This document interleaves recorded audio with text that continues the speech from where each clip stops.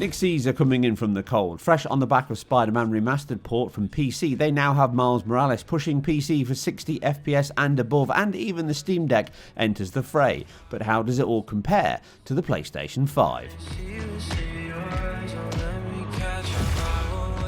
With the foundation built in the first game, Insomniac's fast expansion on that in Miles Morales released with the PlayStation 5 2 years ago, adding a suitably wintry theme to its debut, and just like that title on the PlayStation 5, Nixxes have not delivered a significantly new game here, more an update and iteration on the excellent remastered base they delivered earlier this year. As such, from the graphical menu, extensive temporal reconstruction choices, pre-launch settings screen, ultra-wide display and extended graphics, and ray tracing specific options, this is all familiar territory I covered back in that original PC release, bar one new addition: ray traced sun stroke moon shadows, which is a unique new feature over the PlayStation 5 version.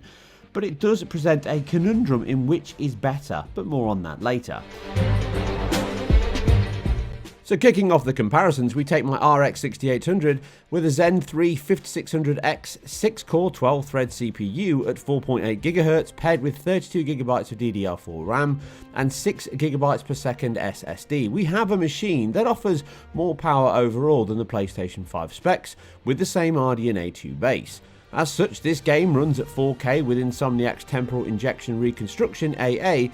It's not often fully GPU bound at 60 FPS. As before, the title is very demanding on CPU due to the same areas I covered in the previous video. Namely, the ray tracing setup work, data requests, decom and streaming is mostly offloaded on the PlayStation 5 via its dedicated ASIC I/O block, with the game flooding the PCIe lanes at times with up to 18 GB per second at some points, meaning the PC requires a faster CPU than the Zen 2 of the PlayStation 5 to handle all this constant workload. This is reinforced in my tests here. Even on this 4.8 GHz CPU compared to the PS5's 3.5 GHz, it can often dip below 60 FPS as it becomes CPU stroke data bound most of the time. To highlight how much it can still be CPU bound even with ray tracing off, here I'm comparing the PS5 with its performance mode 4K DRS against the same mode or as similar as I can get on the PC, no ray tracing enabled, everything set to high aside very high textures. Using this run through of an early battle with Rhino demonstrates the two machines can trade leads at times, and that's even with a 37% faster CPU. The RX 6800 is often not taxed here during the first few minutes or so of action, being CPU data bound almost all the time. But once into the later, far more on-rails indoor shopping mall section, it does become more GPU bound, but still not 100%. At this point, the PS5 most certainly is. And here we may see points where it has a slightly higher resolution on PC to the PS5, but overall in these performance sections, you can see that the visual difference and performance differences is quite academic. That's not to say that the PlayStation 5 is superior to this PC, it's not. As in overall this section it does run faster on the PC, but not to any significant margin over the PlayStation 5. That's not to say that doesn't carry over to some of the other modes. Fly fishing on the Volga! Nice! The power over life and death! Oh, baby! Excites me! Left, nice! Gotcha! Thank you! You're welcome! You're drifting Helix 2. But once you move to that fidelity matching mode where the GPU can now stretch its legs, we can see that the RX 6800 is approximately 33% faster than the PlayStation 5, and this is with RT shadows turned on at high, which shows the power is being used, but as most things sit in the ultra camp on PC, the increase is not linear to the payback in visual terms. Overall, the performance of Miles is very similar to the remastered release, but that was updated and improved since our review code, and this carries over to the new game. In terms of performance, matching the fidelity mode to the PS5 on this RX 6800, you would be close to a locked 60 FPS from a GPU perspective with the same settings and similar visual quality.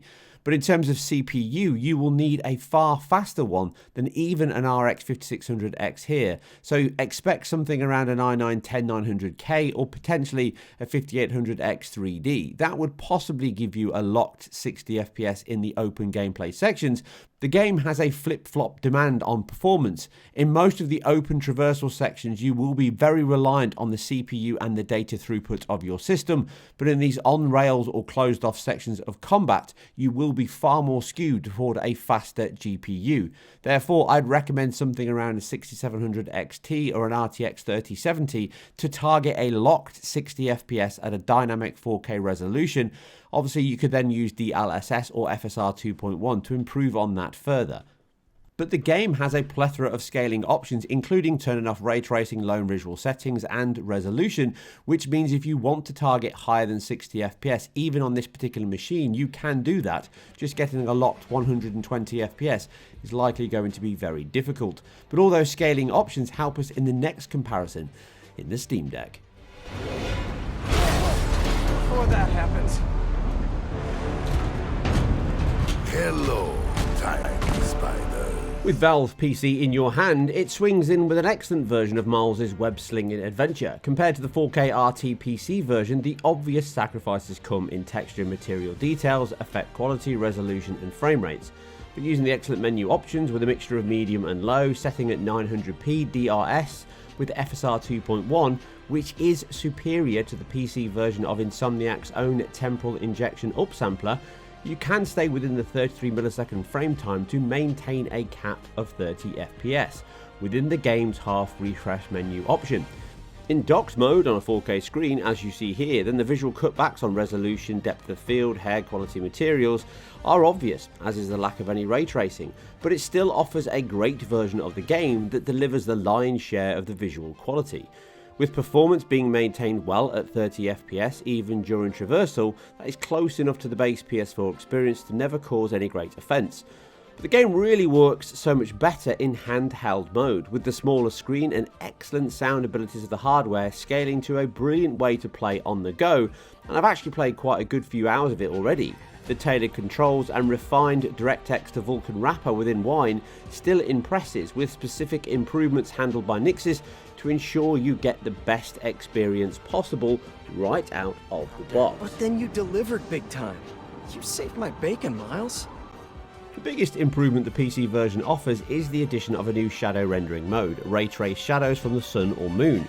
This offers smaller and far more objects now casting shadows, and distant views improve solidity due to how shadows are now cast across buildings, objects, and people walking around much further off into the depth of the camera.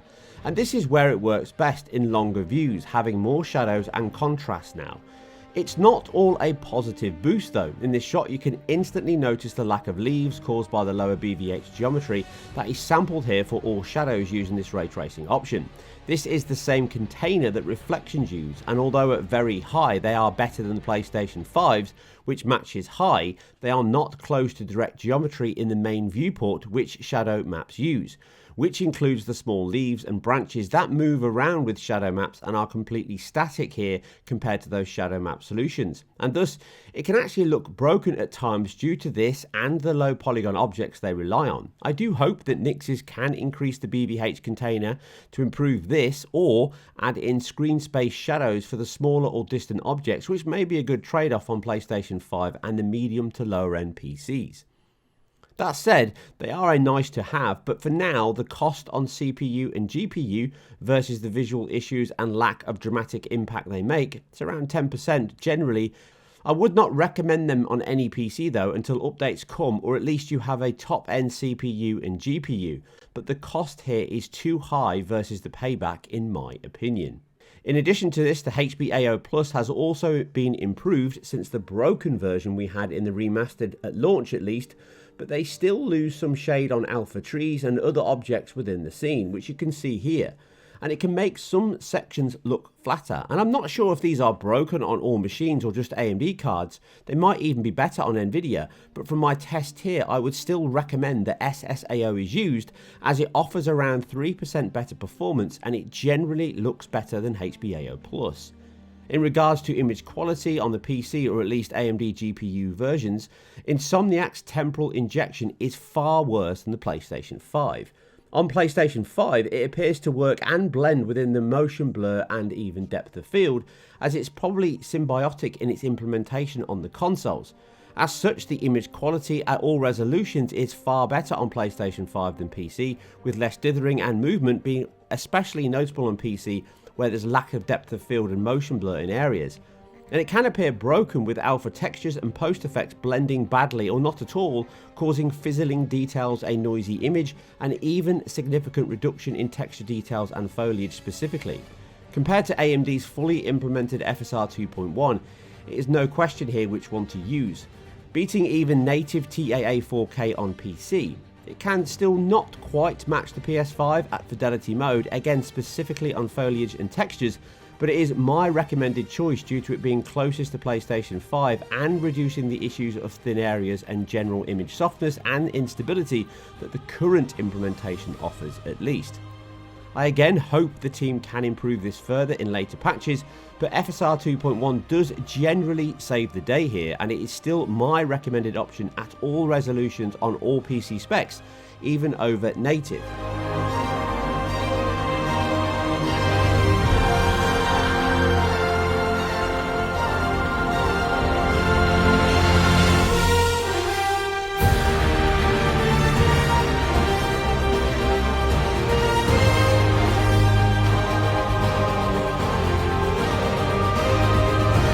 To summarise, Nixxes have worked hard and fast to port such a tailored engine and technology to a myriad of PC specs. The Steam Deck stands out as a superb portable version of the Insomniac engine that impresses even with the sacrifices covered. The options offered allow it to run across a wide range of PC specs. The demands at the top end are higher again than many will have expected, but it's not that much of a shock based on the bespoke nature of the engine and its host console design. GPU wise, it scales very well, but CPU, it can definitely struggle at certain points, and the game can still struggle generally even with a 16GB RX 6800 here to load all mipmaps due to that data decompression and general management within the engine. At the same settings and resolution, it cannot quite match the PS5 in IQ, and detailed technical comparisons like this really highlight that, but generally, with FSR 2.1 options or DLSS 2 options, you can achieve the same or better results, with some improvements over the PS5. I would expect some more patches though to come and improve some of these areas covered here by Nixxes, to adapt the technology to the DirectX pipeline a little better, and also the split architecture of PC, which certainly presents its own specific challenges for the game, the engine, and the team.